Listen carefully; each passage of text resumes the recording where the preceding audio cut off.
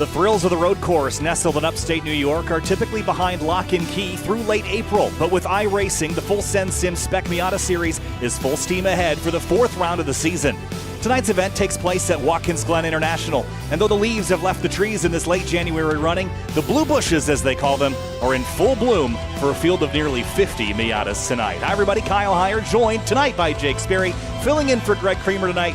And Jake, though you're not side of the pond here tonight, thanks for sticking with me through a late night here over there. I'm really excited to be in this 4th round of the season at my home track. I grew up about an hour north of Watkins Glen International, and we're running the short course tonight. It is all high-speed action here, even in these Miatas.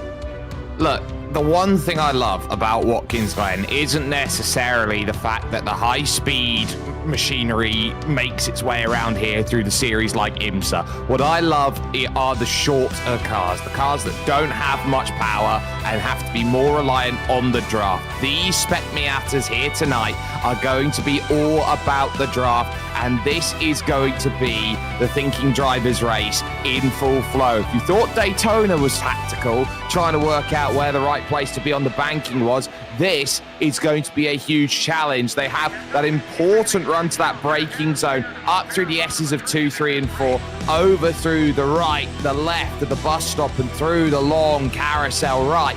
But your opportunities for overtaking on this shorter style of circuit are pretty open. You've got chances at turn 6. You've got chances at the 90 turn number 1. There is always an opportunity around here, Kyle, to go and make an overtake happen. Yeah, you can do it almost everywhere. There are places that are better than others, but the speed differential doesn't change all that much except for turn 1. But you get that draft up the S's into that inner loop, as you pointed out, that bus stop chicane, leap over those curbs. We're down the hill through turn 5 and into 6 and 7. It's all high speed. It's all high action. It is an enormous field here tonight. I think the pinch point, as it always is leaving turn 1, where the track is nearly 60 feet wide, down to where it's just 32 feet wide at the top of the hill in the S's, and 32 feet from wall to wall there, Jake. There is no room for error up there. Absolutely not. This is a street circuit, effectively in a trench coat at this point, masquerading as a road course. It is one of those tracks where if you do get it wrong, you're in trouble straight away, and you do not have the room to get out of trouble. How many times do you see, Kyle, on an iRacing highlights of not what you wanted for the course of a week? Do you see S's at Watkins Glen? It's almost constantly found as a choke point and a bottleneck up those S's. Yeah, and if that doesn't do it enough for you, how about this inner loop, the bus stop chicane? This is a narrow part of the racetrack as well. While the track might physically be a bit wider than the top of the hill in the S's, the racing line gets very narrow. The only saving grace is those big wide curbs, but oftentimes you're airborne over those as well. So controlling your velocity and the direction your car is traveling, especially when you're 3 wide down there, that's another critical section. It's all about communication. I think today, as qualifying has 15 minutes to go and set a representative time, it's communication. Because this is an open style qualifying session in heat, you're communicating with every other driver around you. How do I get the best time out of my laps? It will translate beautifully into the racing that we've got, as Camden Hibbett has the fastest time at the moment on a 1:28.085 and looks a little bit nonplussed at the moment. This is pretty much all rudimentary at this moment in time for him. But what you get that sense of is, especially in this qualifying, who can I trust to draft behind? Who can I gain time on? How much time do I feel comfortable leaving? I'm going to get well out of the way, try and find myself further back in the pack to give myself a better opportunity to attack some future laps. So watching Camden run wide there at turn 6, that brings up the discussion you have to have every time you come here to Watkins Glen. Track limits. Well, there are none in a couple key places, most notably the exit of the carousel leading into that penultimate turn. So way off in the distance there, no track limits there. But the exit of turn 1, there is a track limit. You run out too wide out there, you can get yourself a slowdown penalty, and that is not a place where you want to lift off the throttle. I timed it. It is over 30 seconds from when you get back on throttle at turn 1 to the braking zone at the inner loop. You do not want to lift for any reason, slowdown or otherwise. Exactly, because the slowdown penalty may say at the top of your screen as you're going up there, oh, you've only got to give up half a second. Okay, that's fine. Give up half a second's worth of time. But it's not just the half a second's worth of time that you've given up. It's the half a second's worth of time plus the speed differentiation that you have, which means that you've then got to try and push all that time and try and gather it up. By the time you've given half a second back, you've effectively given 1.5 seconds out there on circuit, and that's where the rubber band snaps on the draft. So you're pretty much looking at do not stray too far out of the confines. And one of the big key differences, the 90's flat, it's definitely an advantage to go out that further. While it's still an advantage out of the carousel, it's a lot less of an advantage, but by the fact that it's so off camber on the runoff, so you're basically fighting the gravity against you to try and gain that little extra bit of time, and that's where iRacing say, you know what, that gain is minimal, you can go out as far as you like at that corner. Jordan Rick-Segrini is your points leader coming into the night, currently third on the timing and scoring with about 6 minutes left here. Joshua Soto runs second in the points. He's off to a really good start here this season. He's got 46 points to Jordan Rick-Segrini's 50. He runs, at the moment, 5th on track. Now, one of the drivers that we pointed out, 3-time previous champ, Morgan Burkhardt, he missed the last couple of weeks, had some issues as well early in the season. He should be back on form tonight at that number 40, and he is 8th place right now. He was just at Daytona running the Michelin Pilot Challenge in the touring car class and dodging and weaving through some messes there on the last corner. He's got some work to do to catch up in the points, and he is absolutely capable of sweeping the races. He's done it here before, and I think we'll expect to see this 40 up near the front. Well, putting a time after missing some smashed Oreo pieces or whatever that Miata was, going second is certainly what Morgan Burkhardt is looking for. He's an outstandingly talented driver. He's someone who could definitely go out there. That was Greg Ginsburg, who found himself in all sorts of trouble from Club Virginia's. That's what you're going to see. There's going to be a huge, I would say, smorgasbord of different styles of driver and different talents out there. And you're going to see, just like that, going across the front stretch then out of the 90, that a lot of drivers are going to get caught up in places where they do not want to be.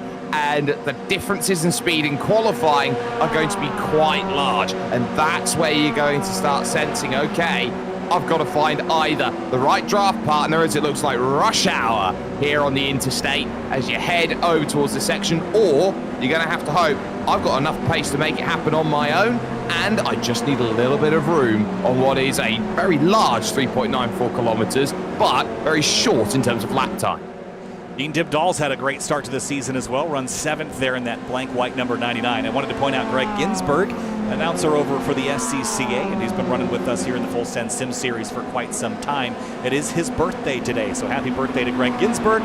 He will get a lot of thanks as he has to make some passes tonight from a long ways back. He's currently qualifying 29th position. 44 cars have set times here, Jake. Nicholas Belmont, Carson Neal, and a handful of others have yet to put down times. We have 50 drivers in here tonight. That first lap is going to be critical. Only 20 minutes to race. If you don't qualify in that top 20, you're going to need some assistance from the racing gods to get you up to the front without incident. And that's sometimes actually not the worst case scenario in the world, as we focus on Nicholas Belmont at this moment, who's now 33rd fastest. If you haven't put a time down in qualifying, you start from the back, a lot of drivers will get into trouble early, and then you have the luxury from the back of the field of just picking and choosing your way through all of it and gaining quite a bit by being really conservative with the way you go out there and drive. Nobody chooses to start from the back. Okay, there are a couple of people who choose to start from the back, but nobody in an ideal world will choose to start from the back. They'll try and get up as far possible as they can. But this is a really important point. Quite often, especially in a race like this where it's so draft dependent, huge slide from the parallel racing group car. Burkhardt finds it in the barriers, really trying to push the limits out there. What you really do tend to find, Kyle, is that drivers, as we get a fantastic look at this, are looking at the split. Where is the rubber band going to snap? How many cars are going to get away down the road? Morgan Burkhardt up to 2nd place despite that slide. He's had a successful tail end to qualifying.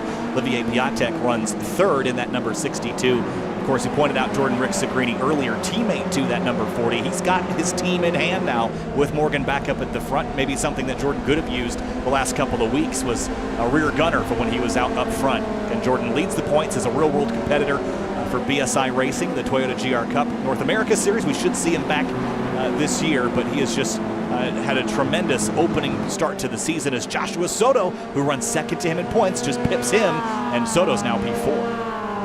Yeah, that's a really good time there by Josh Soto. He goes only 0.2 of a second behind Camden Hibbett, and he's playing the lottery with the draft out here. And you talk about how strong is draft in a series like this. I would say it is the difference here today of about half a second on your lap, whether you've got it or whether you've not here, Kyle. And you talk about half a second. On most circuits, every driver wants that luxury, wants that dream of an extra half a second. I've often asked for an extra half a second and never got it, but you certainly think that an extra half a second here today, that's going to be a huge difference, especially when you look down at about Ayrton Grimm and Jack Murchison and those drivers that all within the same bracket, 129 flat. Half a second would give you a lot of luxury. It certainly would, and the entire field covered by about 3.5 seconds here, and the vast majority of them within about 2.5 seconds. So it is a pretty tight field here for being as deep as it is. There's a good look at Murchison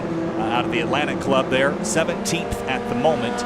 As we continue to circulate, last 50 seconds up on the board. It is a heat race style event, so in the checkered falls, qualifying is immediately over. So if you're not already on your fast lap, you're not going to get a chance to finish it. Nicholas Rice-Sputo jumps up to 10th. Bit of a late effort there for the 0-3. He's been right at the pointy end so far this season, and 10th is not the effort I thought we would see, but Jake, would you say this racetrack, maybe more than some others on the calendar when we go to some tighter, twistier tracks, is going to rely a bit more on almost like a NASCAR plate racing style of racing, more than it is about the precision of your lap, and qualifying might not mean everything here as we get into our races tonight?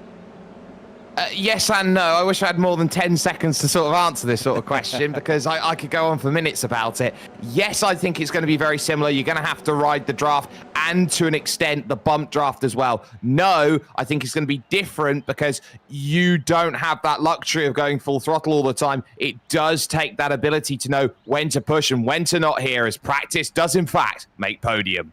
And racing is coming up here in a very short amount of time. We'll get down to the grid here in just a moment's time. But let's thank the partners and people that make it all happen. FSS, Full Send Sims, practice makes podium. Owner Court Schmidt, he has an extensive background in military simulation and participates in real-world road racing. Full Send Sims builds custom turnkey racing simulators with both real-world racing and simulation training in mind, and offer trackside sim rentals and driver instructional training, as well as corporate and private event rentals in the Central Florida area. Of course, 3P Logistics as well. Owner Frank Rodriguez has logistical support for you, your family, and your race car. They take care of booking flights, rental cars, hotels, and group gatherings while you're away from home. Tailored trackside support, race car storage, maintenance, repair, and transportation. And, of course, Final Turn Motorsports with a full-service prep shop and trackside support. Dyno Tuning, they build Miata transmissions and are a front-running chassis builder, partnered with the best engine builders in the Spec Miata category, and do driver development from licensing to pro-level racing. And, of course, a new partner as of last season is Wine Country Motorsports, your one-stop shop for sim racing gear and Full Send Sims turnkey and custom simulators. They got the largest combined inventory of premium race gear brands in the country and the best customer support in the business. Thanks to all those for helping us move this along. Having a quick look at the weather here, Jake. It is a bit toasty on the racetrack, 108 Fahrenheit, 84 degrees. It's hot out there, but it could be worse. I think the focus won't be so much on the surface of the racetrack, but looking up the road to see all those cars just ahead of it. Well, the temperature's going to play a huge factor because you've got one very, very long corner where that's going to be the biggest point of contention. That's going to be that long carousel that those drivers will go through over and over again for 20 minutes of racing. Every time you hit this corner here, you are going to be hoping that your tires are screaming for a little bit of respite. And yes, you have these long straights, but it only exacerbates it more every time you go around. Now, they do have to line up behind the iRacing sedan first safety car, get themselves ready for racing. But one thing is going to be very clear. I think drivers are going to be very, very choice in choosing not to warm their tires up today as Hibbett and Burkhardt hold the front row. Yeah, row number 2, it's going to be Olivier Piatek in the 62. It'll be Joshua Soto in the 4th position on the outside of that second row. Jordan Rick-Sigrini and Cam Evans sharing row number 3. Caleb Patry, Beans Forster in row number 4. And row 5, Jake, Dean Dibdahl, and Nicholas Rice-Sputo. Over then to row 6, where Eric Hawo says hello, and Colin Weiss finds himself in 12th position. Then you've got Jean Reyes and Trace Hans, 13th and 14th. Nicholas Belmont will have Deacon Greenfield for company on that 8th row, as Ayrton Grimm and Jack Murchison make up 17th and 18th. The top 20 is rounded out by Michael Melvin and Skip Brock Jr. Yeah, so we're going to let the rest of the starting order drop to the bottom of the screen. Richard Sawicki joins us. He's a past Grid Life competitor and SCCA competitor. He'll start in 22nd. Jorge Ortiz will start back in 24th. Jordan Butler will get a bit of a late start back in P25. This field is about as deep as I think we've ever seen it. It might be a record for the full Sim Spec Miata series. Can't confirm that now. Birthday boy Greg Ginsburg starts 31st. Mark Schmidt back there as well in 33rd. It is a busy field, Jake, but it's all going to come down to that first lap. Can you survive to fight for the next 13 or so?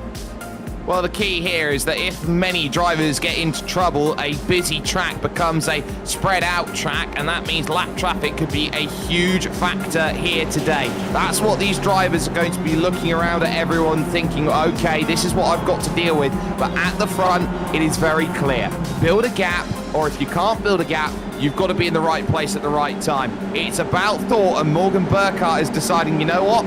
I'm thinking I want to play the crazy race here today. He's getting himself psyched up, and I think we're getting ourselves psyched up as well, because these first 20 minutes are going to be a huge trendsetter for tonight's action. And then we race our second 20-minute race with the starting lineup being sorted by the finishing order of race number 1. So a lot of this comes down to this race right here, right now. Full Send Sim Spec Miata racing from Watkins, Glen. We're green in upstate New York. We're already 4 wide on the run down to turn 1. Jake, this is just going to be a mess if they don't get this sorted out. 5 wide on the run down to T1.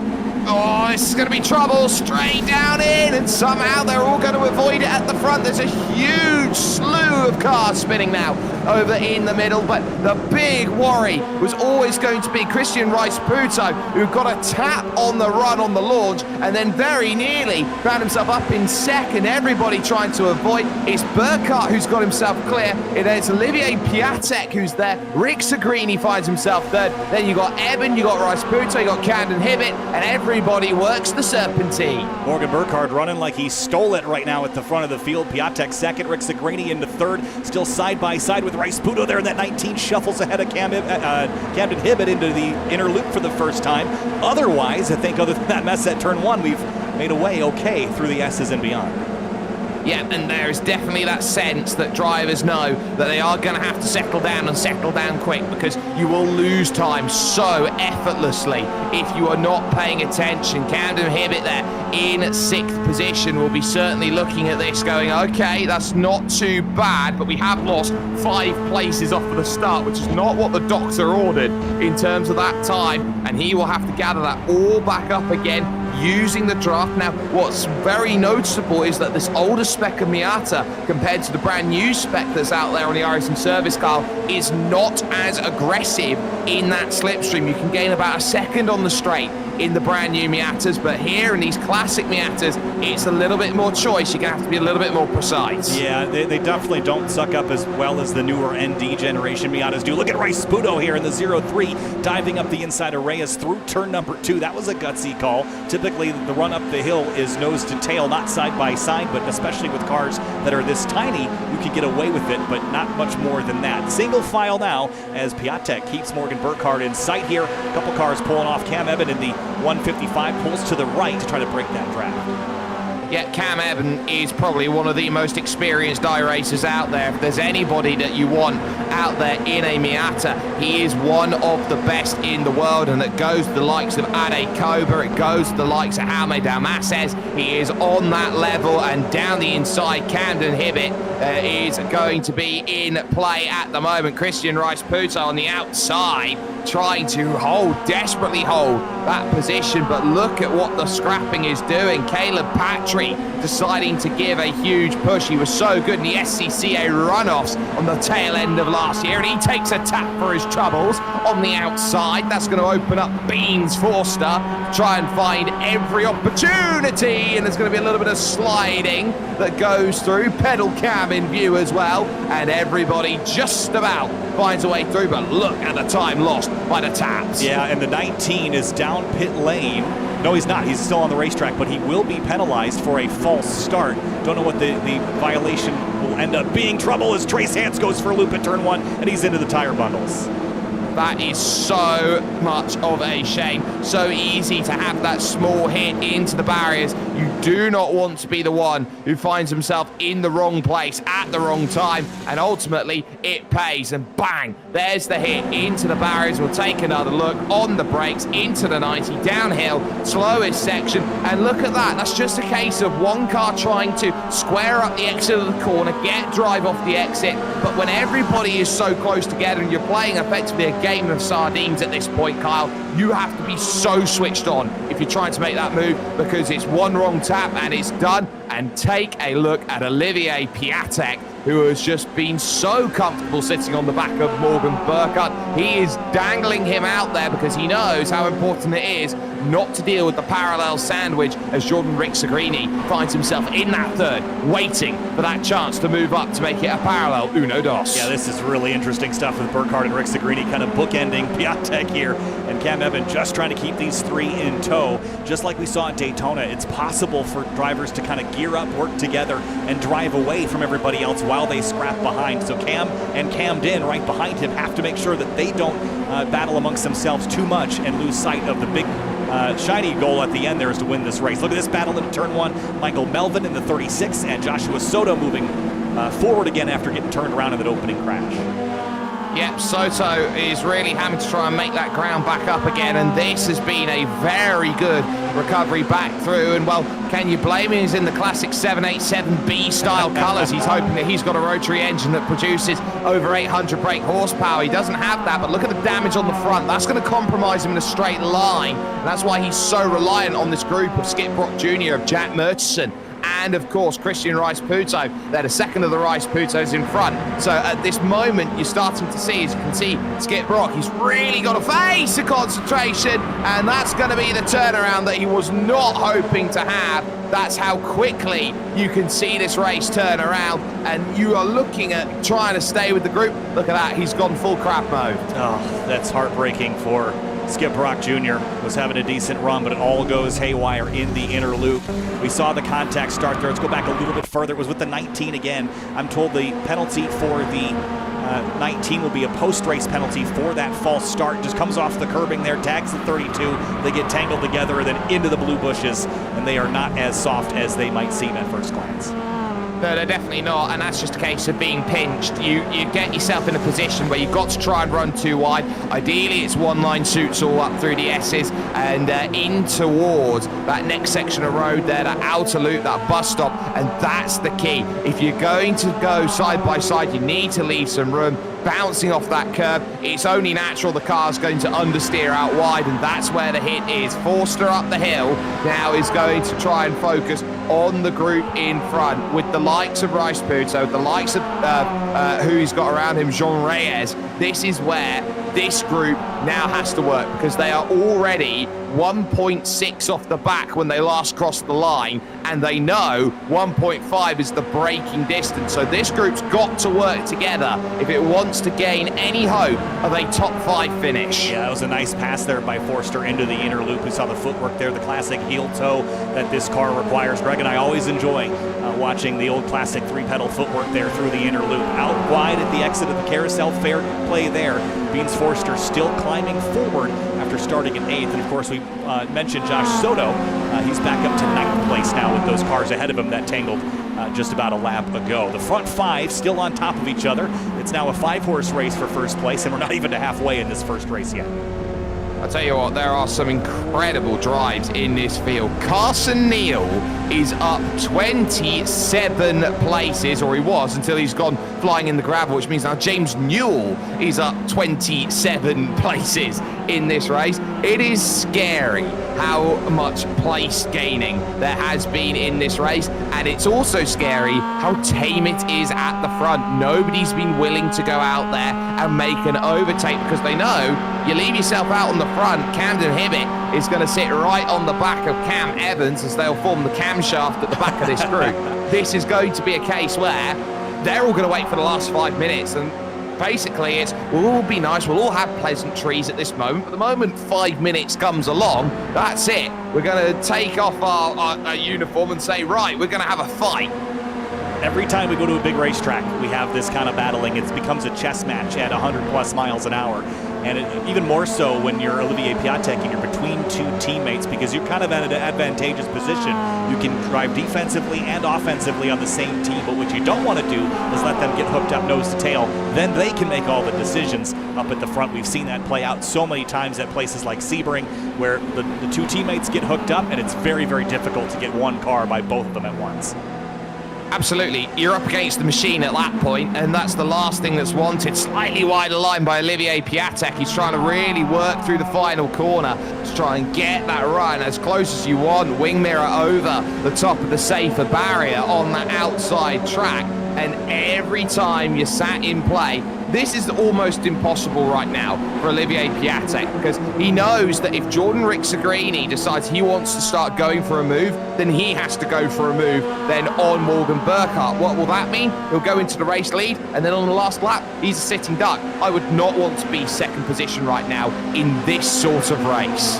While these five continue to battle, there's another group a little ways back, led by Josh Soto in that 77. There's a lap down car just, actually that's Jack Murchison. I can't believe that car's on the lead lap with the front end smashed in like that, but 9th down through about 16th, all in tow, about a second and a half behind. Listen, it's not a case of needing a car to look pretty. It can be as bowling shoe ugly as it needs to be. That is doing the job right now as Jack Murchison, and he is very aware of that group behind and how much work he's got to do. It's an 8-car train that he pretty much sits on at this moment, and I'd rather be nearer the front than nearer the back, because if you've got to get by 7, you're going to need a little bit of time to do it with 9 minutes, 50 seconds remaining on the clock. I'd even say if you're on the back of that train, if you're Andrew Wozencroft at this moment in time, this is your warning bell. Get the hurry up message going. You need to start moving. Yeah, he's up to 16th after starting 29th, so he's moved a ways, but hitting a roadblock here with Matt Friedman, Tristan Cadet, Ayrton Grimm, and a few others up the road.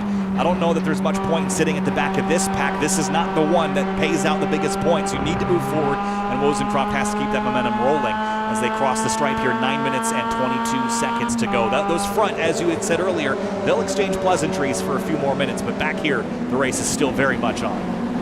And the key here is that someone at the back of that group, like Wozencroft, who's not going to necessarily make that move, is banking on this group absolutely imploding on itself, and that's the key. It's always going to be a case of waiting for nuclear fission to effectively bring itself into play. Up the hill through turn 4, the last part of the S's, and this is where the power starts to come in. Evans just moved up into 3rd position in that lead group. It's got it done at the chicane, but this second group, 3rd group even I should say, is just being calm. They don't want to throw this race away. They know how important it is, and this is where it gets important. He got a little help on the shove from behind, and he just picks the pocket of Rixagrini. Yeah, slots in between. That's going to make the PRG's team a little bit more challenging, in their assault forward here late in the going, because they've got now 2 cars between Rixagrini and Burkhart. Pretty hard to work together when there's 2 cars that aren't willing to be a part of your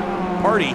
In between you and the other. Here's Hibbett still trailing very tight behind, and then just behind, that's actually Skip Brock Jr. who's a lap down, but it's 3.6 back to Beans Forster, who's now leading.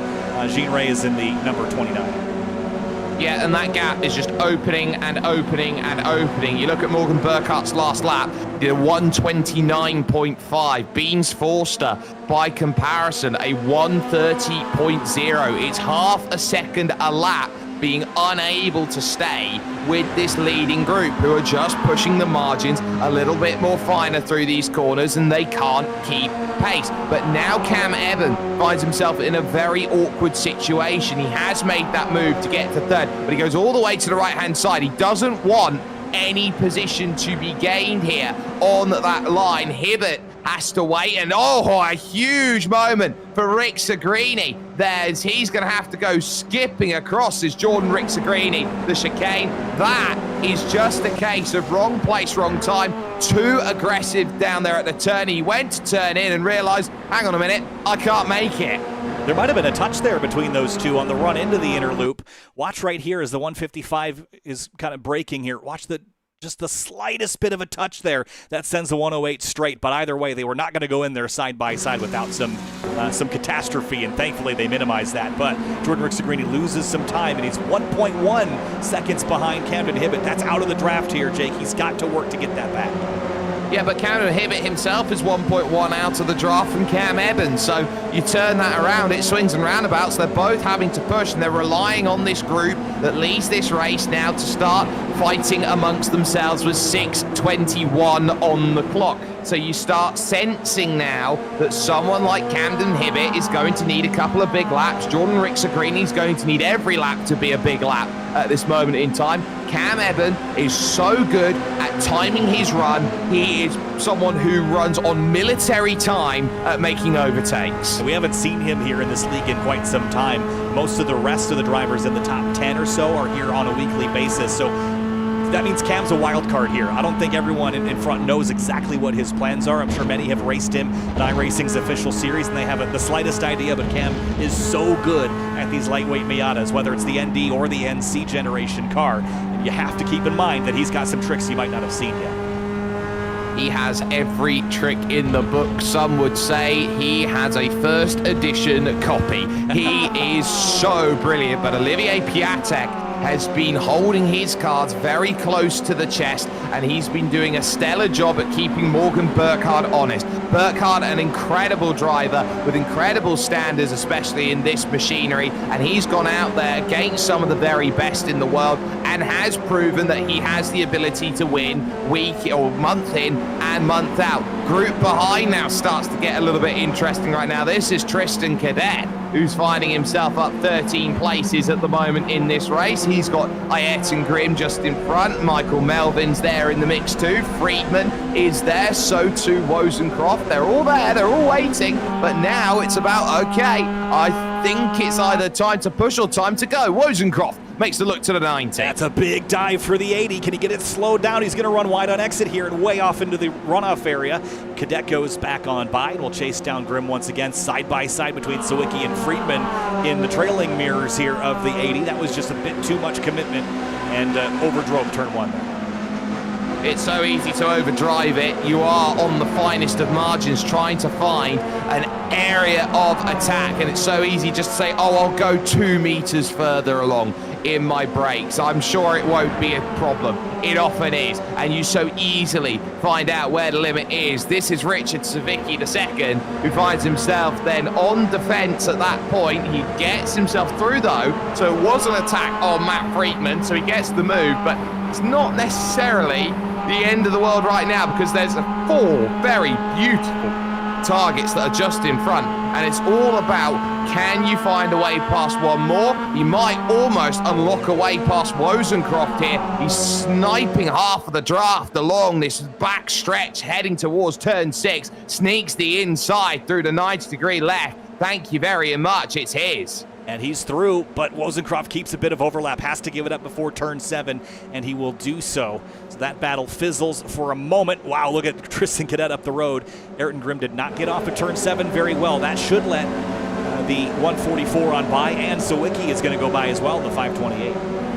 Yep, so he's going to find that move now, and he's going to be thinking about, well, okay, I've got this done, and every time they start scrapping about, look at Michael Melvin. He's slowly building that gap away, and you can't afford to scrap too much when it's such a tactical and draft-dependent circuit, because the moment you let someone go, it's a case of you're never going to see them again. They're going to run free for the hills. Top 3 still continuing, still keeping Camden Hibbett at bay. That gap agonizing at about a second, but Hibbett for the first time has really managed to close that gap down a little bit more. It might be too little too late for him in terms of trying to find an overtake, but he will latch onto the back of this group. He just took a 10th out of Morgan Burkhardt's lead last time by, but it's not so much how he's doing relative to the 40 for the time being. He needs to be quicker than the 155, and that he was not.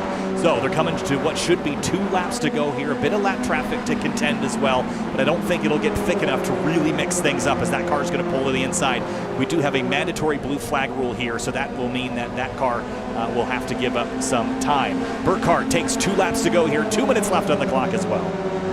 desperation there from Morgan Burkhart. He was trying to get every little bit of draft he could out of the lap traffic. He's wanting to try and build a margin. He knows that he is being left out. He is stuck on the back, and he does have that beautiful rear bumper that says it's $5 per bump as he looks to try and go through. It might even be 5 cents. I can't quite see it from here, but you can see, oh, it's a full $5. He's charging a heavy price, and Olivier Piatek's known that, and he's been doing that all race long. So I tell you what, there's a small pocket fortune there for Morgan Burkhart, and it waits for him with 1.5 now laps to go. Into the inner loop here. This is where you have to just carry as much speed as possible. If you weren't already, send it through here. Top of 4th gear, bouncing over the curbs.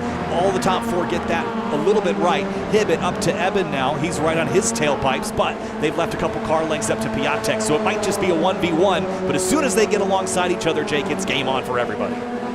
It is, and that's where you have to try and time the move as late as you possibly can without allowing anybody else into the mix. And it might be that you start right now on the brakes into 6th. Piatek's deciding he wants it on the last lap, blocks the pass as he goes through. This brings Cam Eben into play, sneaks up the inside into 2nd. Oh, he's a maestro, but look at the crossover coming along from Morgan Burkhart. He'll take the push from Camden Hibbett as Barney waves the white flag. This is suddenly sizing itself up. That was out of nowhere. How did Eben get through there? But he got crossed back over. Here comes Camden Hibbett down the inside for 3rd. They're banging doors there for the last step on the podium as Piatek leads through turn 2. Here comes Burkhart back to the inside. Just like that, up through the S's. Oh, there's a little bit of argy-bargy there, and Piatek's going to lose out then through the long left-hander, but he'll gather it back because he's got the inside. Now he's on the wrong side of the road, and he needs a push, and now it's all about pick your lane and pick your moment.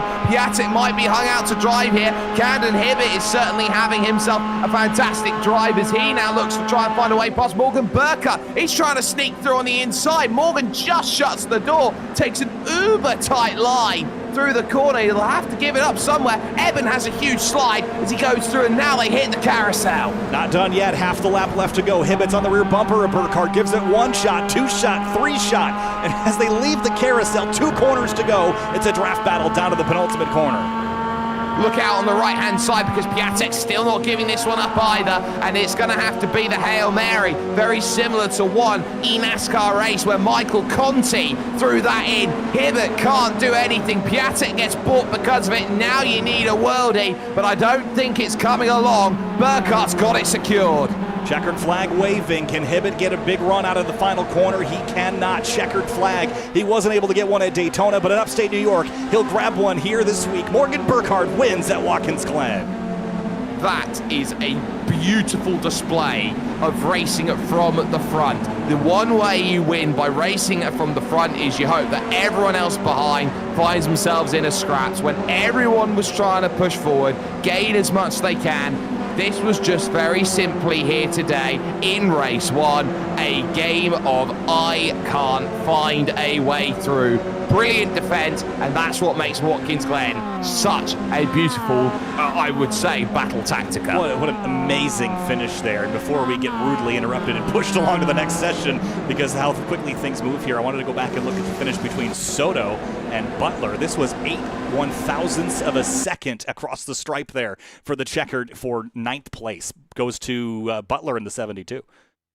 Yeah, that's a very good drive there by Jordan Butler, number 72, doing everything that was needed there just to hold on to that place. A gain of 16 today. Morgan Burkhart, absolutely fantastic to start, but all of those drivers in the top 5 earned that gap.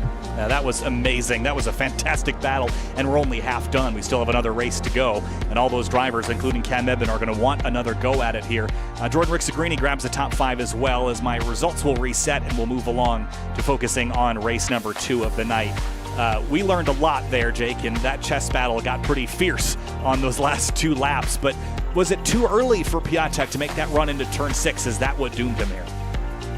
No, I don't think it was a wrong move, so to say. I think that the issue that he ran into was the fact that everyone was going to try and take a little bit, and I think he just gave too much away. Look at this. If you're going to push 2 tires on the grass, that's how ruthless Morgan Burkhart was. He shut the door absolutely ironclad shut. There was no way Camden Hibbett was going to find himself a way through. And if you were going to try and find that position and gain that place, you are going to have to go to the ultimate extremes to pass Morgan Burkhardt with the way that he was trying to defend. You could see the rear was absolutely caved in on the back. They'll get a kettle full of hot water and a plunger, and that'll be pulled back out to perfect. But you get the sense that at this level, these drivers, you're going to have to find the perfect pass to get through. Yeah. Those opportunities happen once in a millennia. It was so much fun to watch, and it was pretty wild out there. But I think all the drivers in the top 5 have learned a thing or two about how this race is going to transcend. We raced this combination last season and the season before, but it has never been that scrappy at the front to the end. We've had some close results there, but any one of the top 5 could have had that. And Cam Eben played that to perfection the previous lap, but just got crossed over, so maybe there's some learnings for him as well. 11,000 iRating, I think there's always something for the teacher to learn. Look, 11,000 iRating says all that you need to know. There are only, I would say, 2 drivers in history of the world who have hit 11,000 iRating, especially when it's come to the road. The other one you look at is the legendary Maximilian Benecke as the only other driver. So he is in some elite company. He is Mr. Open Wheel when it comes to the Miatas, and he proves time and again that he has a pace that very few can match when it comes to this car. Well, race 1 is complete here for the Full Send Sim Spec Miata series here at Watkins Glen International. Race 2 coming up in just a moment's time. Big thanks again to Full Send Sims for putting on the series. They also, of course, are giving away prizes at the end of the season. If you've won prizes in the past, you're not eligible for them again the next season. So we're down to basically paying out 6th and down because we've had a couple repeat drivers up in the top 5 in points. One of the prizes is a Samsung 49-inch monitor. I've got one of those myself. Highly recommend that you get in the series and fight for that. There's some other great prizes on display as well, all thanks to Full Send Sims, Final Turn Motorsports, 3P Logistics, and Wine Country Motorsports. Big thanks for their support as always here, Jake. All right. Race 2, when we start, we're going to be lined up the same way that we finished in race number 1. Does race 2 change at all in terms of your strategy, or do you just kind of run the same race over and hope that if you finish 2nd or 3rd, things go a little different the second time? I'd say if you're any driver inside the top 10, you run that race exactly how you did race 1. There is no doubt about it. You want to stay out of trouble and buy your ticket to the end. That's the key. If you're a little bit further back, if you're about P30, P40, your race didn't go the way you wanted, you really dropped the pace. Deacon Greenfield then with the VR, he's giving a nice wave to everybody as he goes through. That's going to be a very important point of contention because he is able to look around everywhere. But if you're a little bit further back, Kyle, in terms of the race, you've got no more races after this. You've got 20 minutes to say, these are the points that I will gain in this race from this point onwards. You know, so to put it as blunt as possible, it's put up or shut up. And at this moment in time, I don't think any driver wants to put up with being in 30th or 40th position. No, certainly not. We did learn a lot on the opening lap, though. 5 wide into turn 1 does not make for a great turn 2. There was about a half a dozen drivers that ended up backwards at that first corner. So how do you weigh the risk versus reward in a 20-minute race where you might start 30th and you can see 15th just a couple rows ahead? It's game theory. It is as simple as if you want to gain time early, go out there, be brazen, be aggressive. Sometimes drivers don't have a choice. They get put into a position they don't really want to be. But the longer that a race goes on, the more that an individual position is worth its weight. So you are weighing up the risk between how much do I want to go for this move and gain this place compared to what is the overall end result of places I can gain by the time the checkered flag falls and this race is over. You weigh it up in your head. Each driver has a different weight in terms of how they want to set this up. But one thing is very clear. If you want to go out there and make some places in this race, you want to gain as much as you can early because it gives you the luxury then of pick and choose later on. Correction on the prizes, new year, so it resets for 2024. Prizes will pay out first to third, with the exception of instructors and Full Send Sims personnel. So stand corrected there. As the year goes on, you can't get prize twice, but 2024, we've reset it all, so everybody is eligible, other than those that are assisting Full Send Sims or instructing. So, of course, they got those great driving schools as well that you can do the week prior to an event to get yourself set up. And the great thing about this schedule is sans a couple weeks, this is one of them.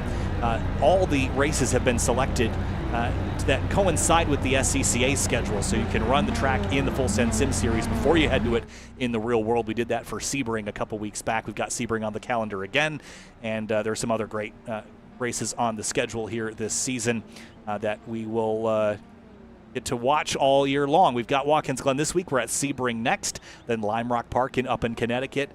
Then we're back at Road America, the National Park of Speed, on February 20th.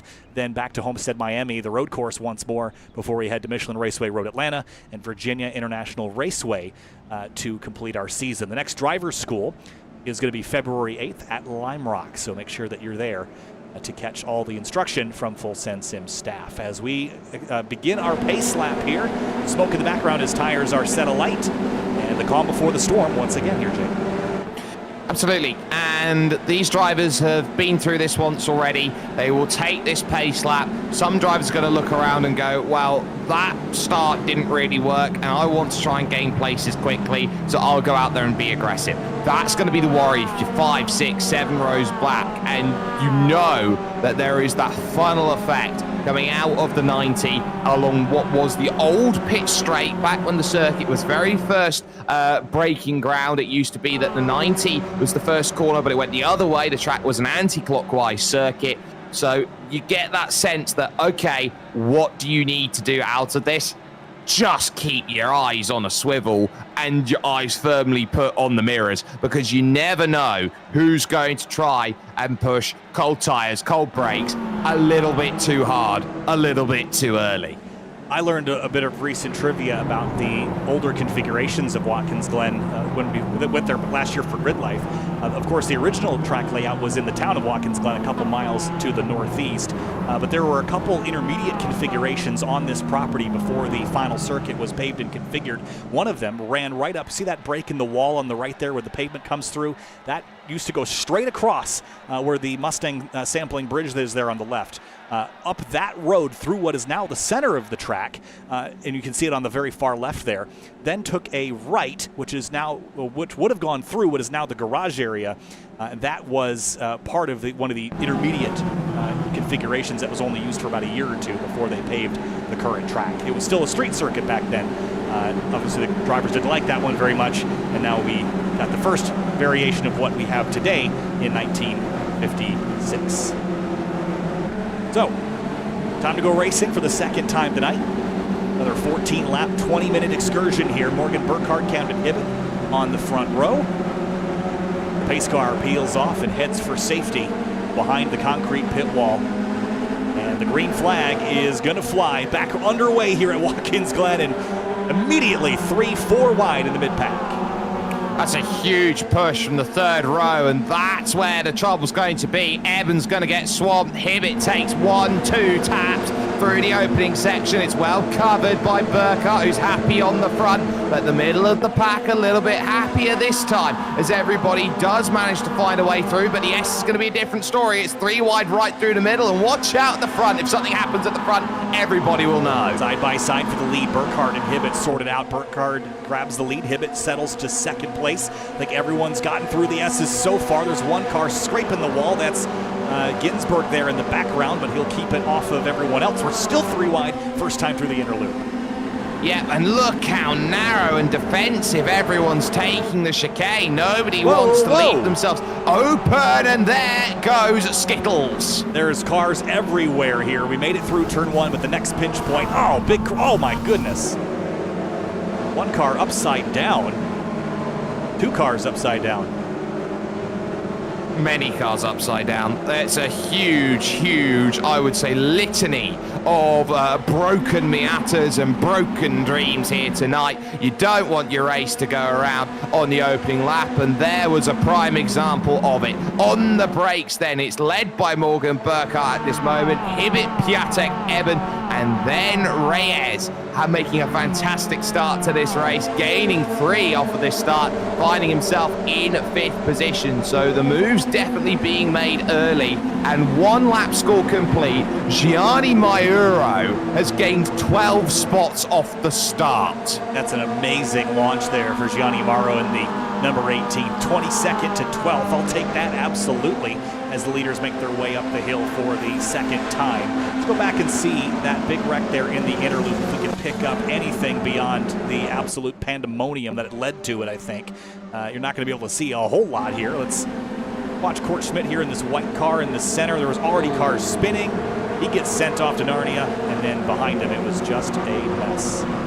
Well, he was as brave as a lion. He got absolutely duped by a witch, and he wished he could hide in a wardrobe. That is not what the doctor ordered. And then you just get that chain reaction, and you often see at Watkins Glen that you get an instant point and it delays, and you can get incidents that span for hundreds and hundreds of meters around here. And Piatek in a bit of trouble. This is a big choke up for him. He's got a huge amount of work to do. I'd expect this is a penalty of the slowdown variety as he takes a tap. Yep, that's a slowdown. Lap 2 is sometimes even worse than lap 1. Yeah, a little contact there with Reyes in the number 29, sent him for a ride. He was able to gather it back up, keep it straight, but had to run afoul of the track limits there, and is now down to 11th. That is going to be a hole to dig himself out of, especially as that group has started to shimmy away. Jordan Butler's the caboose of this 9-car train right now. Well, that 9-car train has just found traffic, and this is where it gets very awkward up the hill, because everybody is now looking around going, right, we've got to get into line now.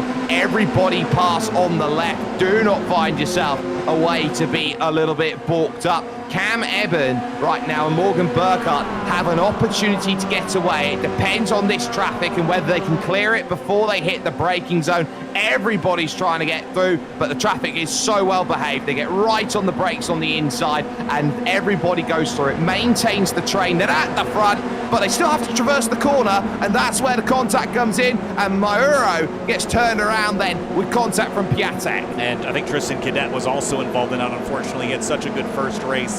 He will tumble down the order in this one. They just got crossed up there, had to take not a great line because they were making their way by that traffic. Remember, there is a mandatory blue flag rule, but you still have to navigate the corner once you make that pass, and they just got their shoelaces crossed down there in the bus stop and went for a trip.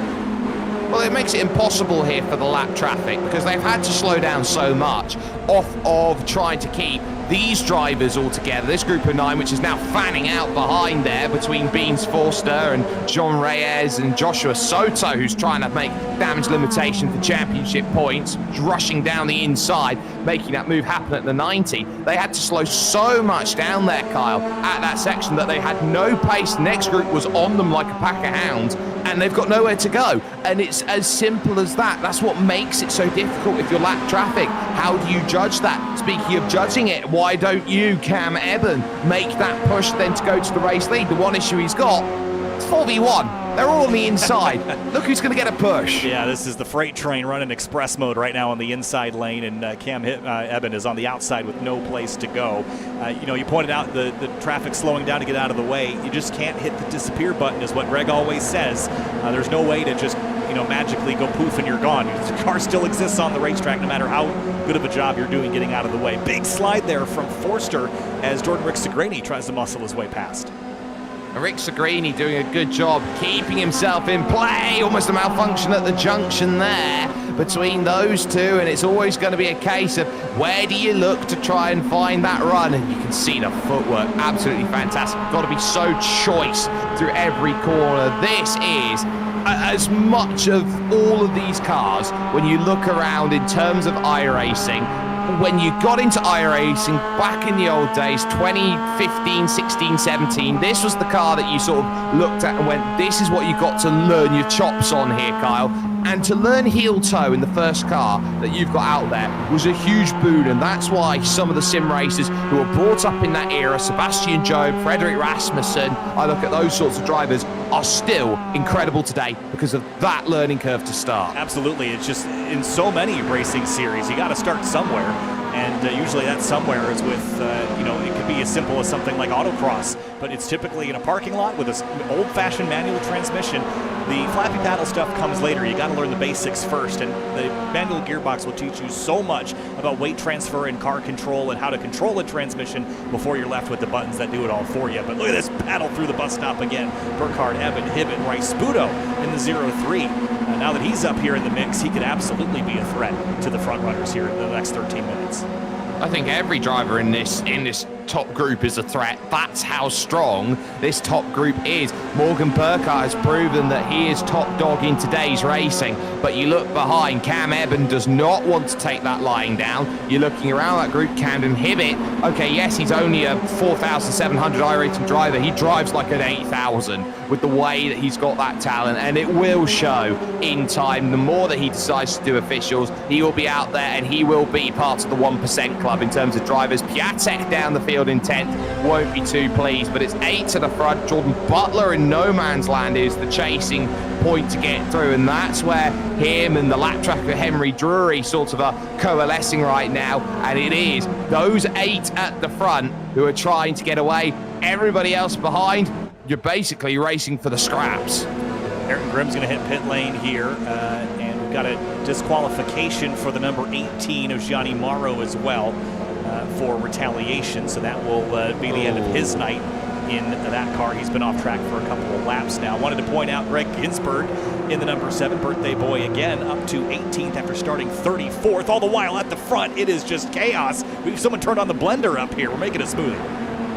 Oh, we are, and it's all because Nicholas Rice-Puto is making some headway. He's gone from 4th to 2nd, and now behind it's getting a little bit dicey as Beans Forster has Jean Reyes taking the tap and is going to slide himself out wide and to the back of that group. He gets demoted, and on top of that to boot as well, he will not be best pleased because he takes a slow down along with that mix, and because of it, thank you very much, he loses all that ground and may have just lost the train. Yeah, take one down, pass it around. 7 Miatas at Watkins Glen. Oh! In the wall there, Burkhardt taps the final wall, and there's going to be no capitalization on that going forward. That's huge. Rice-Puto could have gone for the race lead. He decides, no, I want you to sit in your misery. And he got hit from behind by Cam Eben in the braking zone into turn 1 because he was so patient. Cam ran up on him very quickly and I think just got caught off guard. There's a lot of damage on the rear of the 0-3 now, but as we've seen in the past, that rear bumper, you won't even bother caring about the condition of that. That is of no use to you tonight. No, it's not, and you are very much in the push mode. You're not worrying on how it looks behind. You are looking at how quickly can you go, and they are now going to start trying to pick a lane. Cam Eben just about finding a gap, and to the inside, maybe tyres on the grass as well. This is brilliant stuff. Rice-Puto's going to overshoot this one, and that's going to chalk the entire field back up again. Which way are you going to go? He blocks 1, he blocks 2. Has he served the penalty there by doing it through? No, he's going to have to try and serve it here at the front and be clever, so he's got to try and serve that slowdown. He gets out of the way, now he serves it, and Burkhardt will still somehow have this race lead. It just, you shake the bag around and you dump everything out on the floor, and every single time Burkhardt's the first one to hit the ground. It's amazing how he can just find himself filtered out to the lead after mixing things up that aggressively through the inner loop. So he will keep the spot. All the work that Evan did is undone, and look who finds himself third, Mr. Beans Forster. Well, I think the key there is that big checkup from Rice-Puto going a little bit too aggressive has brought Reyes back onto that group. So you're back onto 8 again in this front. But look at that. You get that real shake-up. Beans Forster up now into 3rd position. Soto now finds himself in 5th. You are picking a lane and trying to find it every lap. It's proving to be a lottery. This may be a little bit less than some other laps because it has just strung out a little bit. And Cam Eben, who has been very staunch in that 2nd position, is just waiting for that right time to strike. And he knows how good Morgan Burkhardt is. He's just waiting and salivating, hoping that he can find one extra position. And he's not going to wait. He is going to say, I want my dinner right now. And he will go to the lead. Burkhardt back to 2nd place. And he's going to have to fight for it all back again. separate the Gazelle from the rest of the pack and go back at it. Little touch there, little shimmy and shake through the carousel as these two fight for the lead. Tell you what, Morgan Burkhart is showing some skills of Valentino Rossi. Attack at the first port of call. You don't often get to see that from drivers. Drivers in iRacing are incredibly patient, especially at the highest level. They make risk-free moves. That is being aggressive from Morgan Burkhart, and I love it. It just goes to show he is a racer through and through. He loves nothing more than leading the race, and when you've got two drivers who love nothing more than leading races, one of them is going to end up very upset by the end of the night. You got to get your elbows out, too. These guys have been aggressive at the front. They have not been shy to lean on each other just a bit here and there. And if you're not willing to get your elbows out, you might just get poked. So down here into turn one, it is now a 8-car race for first place from Evan back to Rice-Pudo. And Rice-Pudo's way out wide there. You're going to catch yourself a slowdown if you go too much wider than that. But I think some of the drivers discovered last season that these cars don't actually have enough acceleration to trigger the slowdown, so they might be able to run out there wide and not have any adverse effects. Yeah, it's all about how much do you attack over that limit. That's where the key is. How much are you gaining compared to the lap? And if they're not gaining enough with the pace, then that is very, very telling. Through the trees, and now looking for their brake markers at the outer loop once again. Everybody shuffles into line, and now all of a sudden Burkhart's in a defensive stance right now. Beans Forster is trying to open up a navigational avenue to try and chart his way up into second place. But the more that these drivers sit and watch, the less time that they're going to have to make those moves. You've got to be so decisive, and you've got to know when's the right time to strike.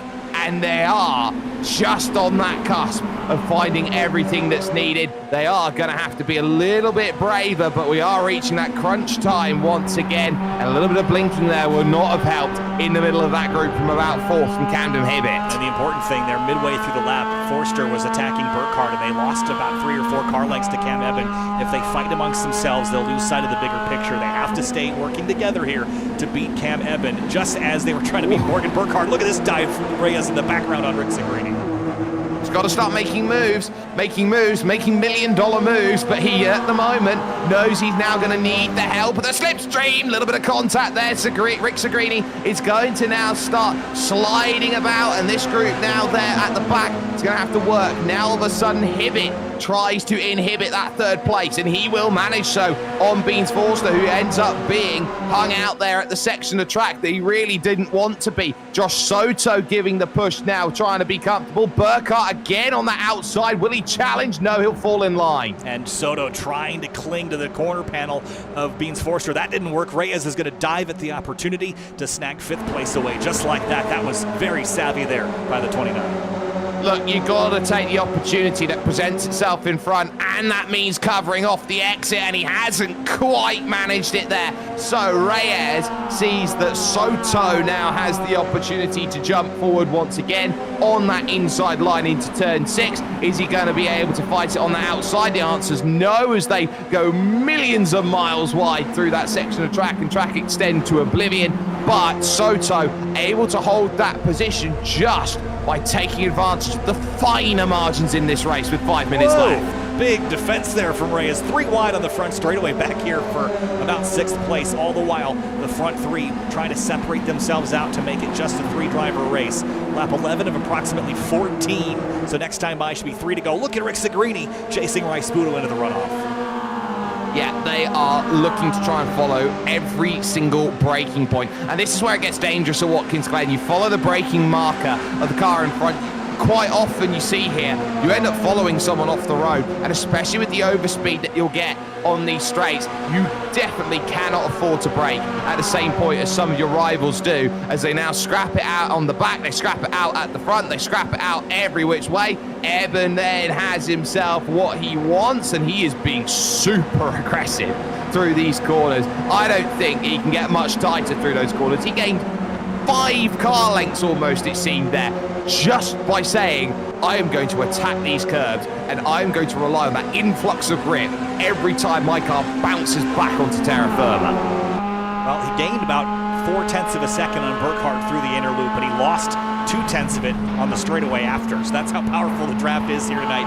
Even though it might not be quite as strong as the newer Miata, it still is significant, and that means that Cam Eben can't run and he can't hide. Burkhardt's going to keep him honest. Burkhardt missed the apex there at turn 7, coming to 3 laps to go. Not quite Scary Terry, it's Scary Morgan who's there in second position. He knows that he wants to be at the double here tonight, take them under lock and key and rush on home with a huge smile. Camden Hibbett would love to spoil the party in that third position with the 3:13 that remains on the clock right now, with the group now 5 once more and 3 waiting in the wings behind them. This is where you're going to have to pick and choose the moment. Beans Forster's going to have to try and ride the side draft, but buffets the air, can't find the line. Soto are maybe a little bit better on that outside track. We'll try and go through. No help. Hibbett now will start to move. The line's going to have to work. Evans going to have to try and defend. He leaves half a door open there for Morgan Burkhardt to try and slip through. He just about manages to hold it all together. Evan is just playing the game perfectly on where do I give the draft and where do I place the car. Look at Josh Soto jamming that Miata into the inside lane there of Beans Forster, but now he's on the wrong side of the road for turn 6. This is such a challenging pass to complete. If you don't get it done at 5, it's hard to hold it onto 6 until you get to the next right-hander at turn number 7. They're still door-to-door here for 4th place. Forster's going to try to muscle his way ahead. Soto's going to be wide. I don't think he'll keep the overlap. He will not. Eben and Burkhardt still nose to tail, and the best defense is a good offense. Let's see what Eben's got here these last 2 laps. A fantastic defense is what he's got at the moment, but the question is, will it continue to be in that track? You've certainly got the sense that Eben has done everything right and he sits back there. Hibbett's there as well, but I look at Morgan Burkhardt's machinery and it has had that big smash up on the left-hand side, the right-hand side as you see it on screen through the early stages. Now that is a car stopped. That's Jean Reyes. Yeah, that's unfortunate. I don't know what exactly has happened to him, but he's in the middle of the road. No mind to that. We got 2 laps to go, and the leaders are doing battle here. Soto and Rice-Puto are door-to-door with Rick Segrini, and now it's a 4-car breakaway at the front. Well, I believe it would be a technical issue there, maybe a freeze, which would be the only thing I could think of. Lines trying to be held and positions trying to be absolutely scrapped. Look at the straight lining effect there by Morgan Burkhardt. He's trying to really open up through that chicane, but the issue is that carousel jumps along so quickly, it's nigh on impossible to get to that inside, and it's still there. Reyes in a world of hurt. Yeah, no full course yellows here. What happens when the leaders get there? They're going to be nose to tail. Reyes still on the left side of the road, right in the racing line on the entry to turn 7. What happens here as the leaders come through 6? Well, they're going to be all compromised, and they'll know that much, so they'll just about get as close as they can, and that will actually give Cam Eben here the gap he wants. It's opened up Beans Forster here against Camden Hibbett here on the rush here for the battle for 3rd. White flag in the air. Eben, the biggest gap he's had tonight. And still battling for 4th between Forster and Rice-Puto, arguing over which driver goes first, which driver has a shot at snagging a podium. Rick Segrini on the tailpipes of Forster. There's Soto in there in that mix as well, but Morgan maybe setting up a big run here with the assistance from Camden Hibbett to go by Eben. He's going to have a huge slipstream at the right time.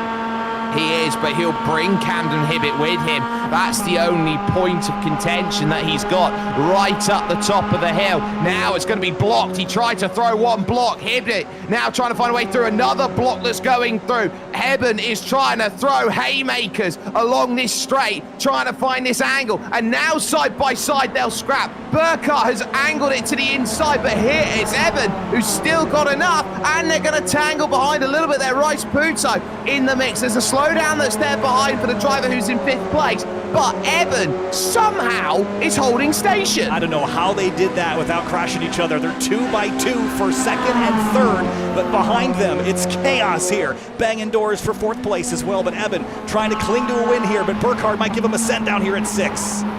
It's going to be a chance, and it is going to have to be that final corner, and I tell you what, it's Camden Hibbett who's got the best opportunity. He's going to throw it down the inside, and Eben on the outside. It's going to get dicey. Checkered flag, here they come to the stripe, 2 and 3 wide. Eben, Burkhardt, Eben snags it at the Glen. 3 wide behind him for 3rd. Wow. Cam Eben did everything on the border of legality to try and win that race.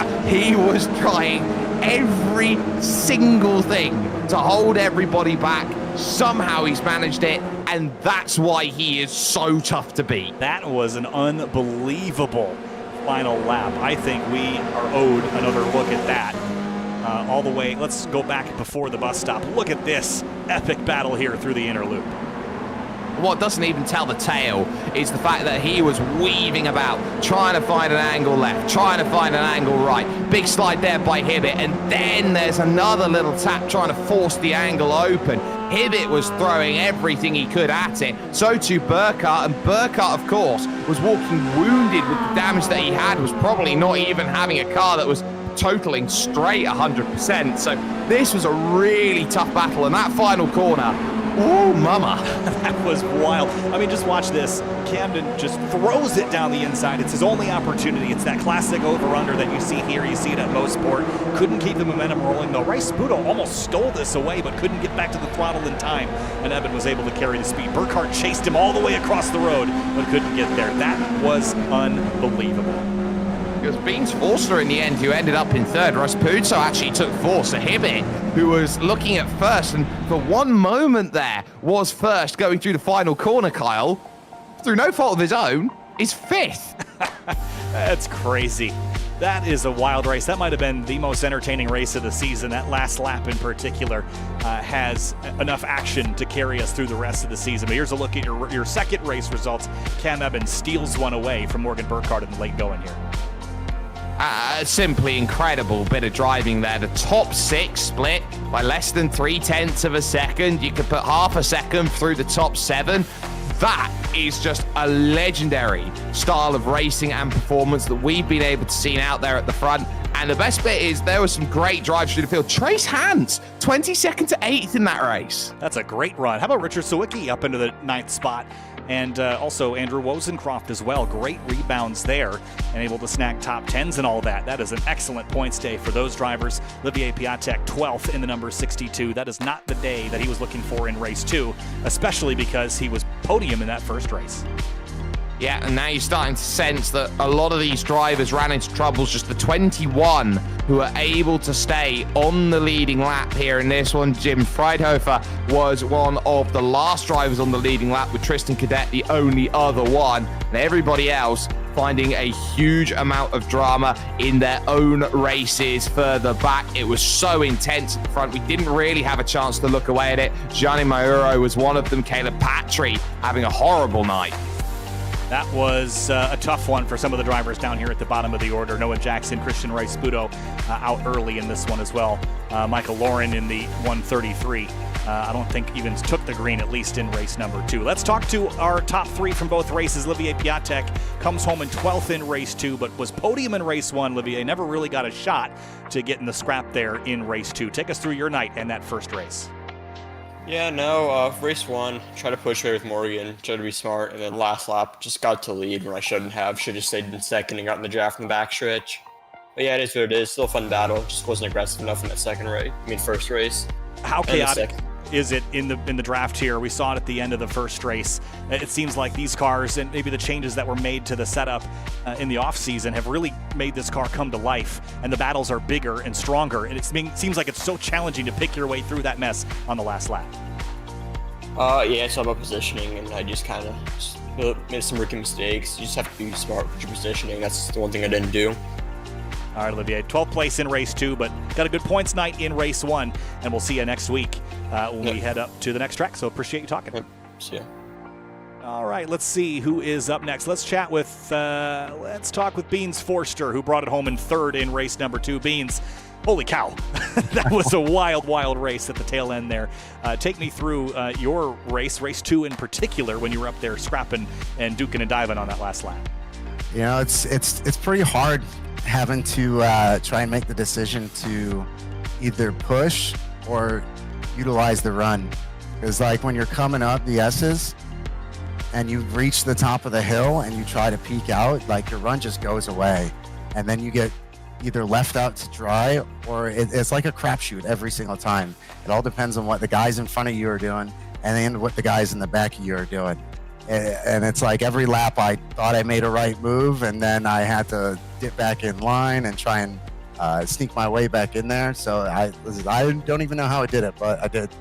Well, you'll take home a podium in race number 2. It was a 7th in race 1. How's your blood pressure doing? Because ours is significantly up following that last lap of race 2. I did not think that I would be able to go too wide side by side with somebody twice in the outer loop. I thought I was gonna to meet the barrier at one point, but it was pretty clean. So I got some respect for all these drivers up here. They do such a phenomenal job at keeping the lines clean, keeping the contact to a minimum, and just having such a cutthroat, fun race. Beans, thanks for your time. Thanks for putting on a show today, and congrats on a P3 in race 2. Yeah, thanks, guys. Take care. Thank you. And Morgan Burkhardt wins race 1, comes up just shy in race number 2. Morgan, this was not easy tonight, and not that it has been easy in the past, but it felt like tonight the elbows were out quite a bit. Take us through those last laps in race 1 where you took a win, and then race 2 where you came up 92 thousandths short. But definitely, this is a good race to come back to after being away for about a month. But race 1, I was leading pretty much the whole time, and I really didn't want to be there because I knew you could white line, but it's so up in the air. You throw a bunch of playing cards up and pick one, and that's usually who wins. So I was going to try and force some hands, and I saw Piatek went down to the inside in the last 2 corners coming into the white flag, and I was just like, all right, I'll let you have that. And then Camden went as well, and I was like in a good spot. I felt pretty comfortable there. Actually, I don't even remember what happened at the end of race 1. I just remember that I came out on top. But yeah, it was a lot of it, and the same with race 2 as well. It was just kind of planning so that you can put yourself in the best possible spot going up the hill into the bus stop. And that's same thing with race 2. I slowed up the penultimate lap, slowed up coming through the final 2 corners, gave myself about a half a second to Cam because I knew that, like, if I'm right on his bumper, I'm not really going to be able to do anything coming up the hill. So if I can give myself some time to really suck up to him and use all of the draft, then I'll be in a much better spot. And unfortunately, he did. Unfortunately for me, he did a really good job in defending and blocking off all of the possible passing areas. But really good job done to him, and it was a really fun race. Yeah, great work tonight. First and second, rights the ship in the points. Morgan, congratulations. Welcome back from Daytona as well, and we'll see you next week. Thank you. I appreciate it. All right. Camden Hibbett, where did he end up in race number 1? Well, he ended up in second. Let's talk to him now. Camden Hibbett, P2 in race 1, P5 in race 2. Looked like he could have had the win there coming to the checkers, but it didn't quite pan out. It got aggressive there on those last couple laps. Take us through your fight up front with Cam and Morgan. Yeah, that was some wild racing. I don't really know what else to say. In race 2, I needed some help coming into, I don't know, turn 6, I think it is, the final left-hander on the white flag, and there was nothing Morgan could do. He had to push Cam, and that's just an unfortunate consequence of what position I had put myself in before. But that was some awesome racing. I didn't think the send into the final corner was gonna end up working out, but I figured it was worth a try, just making sure I didn't wreck Cam, obviously. Wanted to make sure that was the top of my list. Wanted to keep us 3 right up front. But that was some awesome racing. I can't wait to go back. I think we're at Sebring next week, back to Sebring. So looking forward to next Tuesday night. Yeah, we're back at Sebring next week on the full course. Camden, thanks so much for talking. Congratulations, a strong night for you in the 132 car. Yeah, thank you guys. Thank you. And last but certainly not least, it's Cam Eben who steals race 2 from Morgan Burkhardt. Man, the elbows got out there, Cam. Congratulations on snagging one here at Watkins Glen. It was aggressive, it was fast, and it looked like a lot of fun. Take us through that last lap battle there.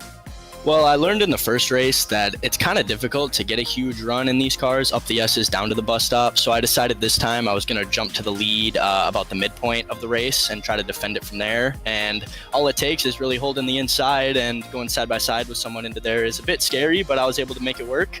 And then behind me, they started racing a little bit hard, and it gave me enough of a gap to just barely edge it home for the win. So intense race for sure. How do you plan ahead for what's happening behind you? Because it seemed like you've got, cannons firing from all angles on that last lap, and you're just making moves and cutting through the pack like something I've never seen before. Obviously, you've got tons of experience in these cars, but how is it that you are able to react so quickly to what's happening 3-4 rows behind? I mean, it's a lot of looking in the mirror. Just try to see what others are doing behind you. Obviously, don't react too much, but just see what's happening, see what's forming, and try to then place my car in the right spot. So I don't know, just a lot of checking behind me. But like you said, I've done a lot of races on iRacing in general, so I think a lot of different experiences has helped me kind of prepare for what people might do. So I think it all comes together to kind of help me in that scenario. Jake, anything for Cam before we sign off? Well, Cam, you are the sort of driver who sits on a really high pedestal in terms of iRacing. You're in an elite group of elites, and you are that sort of driver who, in this car, personifies the ability of I do not fear the person who has driven 1,000 cars. I fear the person who's driven one car 1,000 times. For you, getting your chops basically in this Miata, seeing this strength of field, having the ability to race against some of the best that the Americas have to offer. My question to you is, where is the ceiling for you? Where are you looking to go when it comes to your sim racing effort? And where do you expect to be challenging, not just when it comes to officials, but basically all over when it comes to the iRacing sphere? Well, thanks to the Parallel Racing Group, I was able to compete with them in the GT3 class in the Daytona 24, and we won top split of our time slot. So I'm really looking to pursue GT3 going forward. Obviously, MX-5s have been great for me, but I'm obviously looking to expand into other things, and GT3 is where I find myself pretty suited. So I guess to the higher levels of that are my next pursuits, and hopefully just sharpening my craft in GT3 and other cars besides the MX-5. So yeah, that's where it's looking for me. Cam, thanks so much. And, man, give a Miata driver with all the precision, and then you add him a couple hundred horsepower and some downforce. That is a dangerous combination. Cam, thanks for talking, and good luck to you. We'll see you next time. Thank you so much. Oh, man. That's going to be fun to watch as he masters GT3 cars to the level that he's mastered Miatas. Jake Sperry, what a night of racing here in this Full Send Sim Spec Miata series. This was a fun one. Final thoughts. This is the resting place of one legendary driver who never got the chance to challenge at the Formula level, and that being Francois Sever. You talk about this circuit and what it means for the lower engined category of car. It means you have to be choice. It means it's pick and choose, and it feels plate track. This is an important victory in Morgan Burkhart's racing, but Cam Evans shown everybody that there's a reason why he is so strong, why he is so talented, and why he is now looking to try and apply his skills in different places, because you can argue he has mastered this car top to bottom, left to right, up, down, slantways, in every way, including Willy Wonka's Great Glass Elevator. It's a fantastic series, and when you put Sebring on the horizon next week, it pretty much says one thing to me and one thing only. It will be more of the same, just you're adding a little bit extra length into those races, and the choices become more and more finite as the season goes on.